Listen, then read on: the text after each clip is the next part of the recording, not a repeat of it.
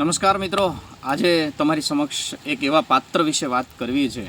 આમ તો મારા થકી જેને વાત ન કરી શકાય, પરંતુ મારા વાંચવામાં આવ્યું અને મને લાગ્યું કે લોકો સુધી પહોંચે તો કદાચ એના વિચારોને આપણે જીવનમાં ઉતારીને થોડાક આગળ વધી શકીએ. અને પાત્ર છે શહીદ ભગતસિંહ. ભગતસિંહની અંતિમ ઈચ્છા શું હતી?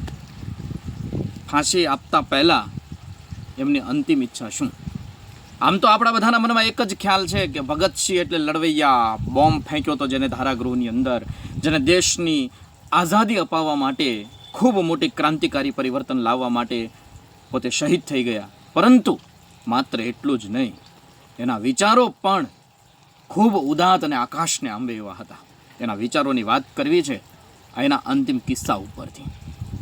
પહેલાં પ્રણાલી હતી કે ફાંસી આપતા પહેલાં અંતિમ ઈચ્છા પૂછવામાં આવે, એટલે જેલરે ભગતસિંહને એની અંતિમ ઈચ્છા પૂછી. ત્યારે ભગતસિંહે અંતિમ ઈચ્છા જણાવતા કીધું કે મારે બેના હાથનું ભોજન કરવું છે. એ પોતાની માતાને બે કહેતા. એટલે જેલરે તરત જ કીધું કે કોઈ વાંધો નહીં, હું સંદેશો મોકલાવી આપું છું અને ભોજન તમારા સુધી પહોંચે એ વ્યવસ્થા કરાવી આપું છું. એટલે ભગતસિંહે તરત કીધું બે તો અહીંયા જ છે, બે તો જેલમાં જ છે. એટલે જેલર અચંબિત થઈ ગયા કે બે ક્યાં? જેલમાં કઈ જગ્યાએ? અહીંયા કઈ જગ્યાએ? કોણ છે બે? એટલે પછી ભગતસિંહે ચોખવટ કરતાં કીધું કે બે એટલે મારી કોટડીના ટોયલેટની સફાઈ કરનાર બોઘા. બોઘા એ મારી બે છે, બોઘા એ મારી માં છે.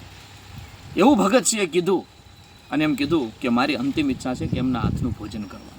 એક નાટકના સંવાદની અંદર પણ ખૂબ સરસ મજાનો સંવાદ આવે છે કે બોઘા જે છે એ ટોયલેટની સાફ સફાઈ કરવા જતો હોય, એટલે બોઘા ભગતસિંહને પૂછે છે કે હું તમારી શું સેવા કરી શકું? એટલે ભગતસિંહ સંવાદનો જવાબ આપે છે કે મારું એક કામ તમારે કરવાનું છે, જો શક્ય હોય તો.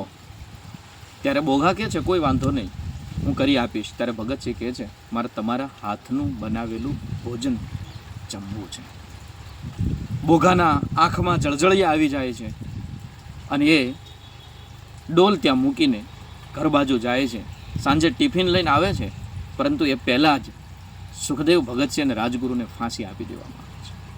આ કિસ્સો મારે તમને એટલા માટે કહેવો છે અને વાત હવે એટલા માટે કરવી છે કે એના વિચારો કેટલા ઉમદા અને કેટલા ઉદાત્ત વિચારો હતા.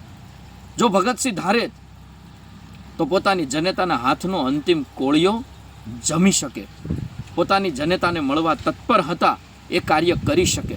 પણ ભગતસિંહ ફક્ત વિચારો અને લખવામાં જ નહીં, પરંતુ એને ચરિતાર્થ કરવામાં પણ માનતો હતો. અછૂતો કા સવાલની અંદર એને ખૂબ સરસ અસ્પૃશ્યતા દૂર કરવા માટે લખ્યું છે. આ કિસ્સો એને ખરા અર્થમાં ચરિતાર્થ કરે છે. જો ભગતસિંહ ધારે તો ઘણી બધી અંતિમ ઈચ્છાઓ આપી શકે, પરંતુ પરિવર્તનની કેટલી આરજુ, ક્રાંતિની કેટલી આરજુ, પોતાના કેટલા ઉમદા વિચારો એ જાણવા મળે છે. ભગતસિંહની ઈચ્છા હતી કે આપણા દેશમાંથી અસ્પૃશ્યતા નાબૂદ થાય, આપણા દેશમાં આઝાદી મળ્યા પછી જાતિવિહીન સમાજની રચના થાય, જાતિ અને જ્ઞાતિના કોઈ ભેદ ન રહે. ભગતસિંહની આ એક ક્રાંતિની અને વિચારની પ્રબળ ઈચ્છાને કારણે ભગતસિંહ પોતાની તમામ ઈચ્છાઓ છોડીને ત્યાગ, બલિદાન અને સમર્પણ આપીને એની અંતિમ ઈચ્છા બતાવી કે મારા એક સફાઈ કામદારના હાથનું ભોજન મારે ખાવું છે. આ ભગતસિંહના વિચારોને સત વંદન છે. તમે ખાલી વિચારો, એ ફક્ત બોમ્બ ફેંકવો એટલું જ નહીં, ફક્ત ક્રાંતિકારી પ્રવૃત્તિ કરવી એટલી જ નહીં, પરંતુ સમાજમાં જાતિવિહીન સમાજની રચના થાય અને ભારત દેશ ભવિષ્યની અંદર ખૂબ આગળ વધે ને એવું લાંબુ વિઝન સાથે એમને વિચારેલું હતું.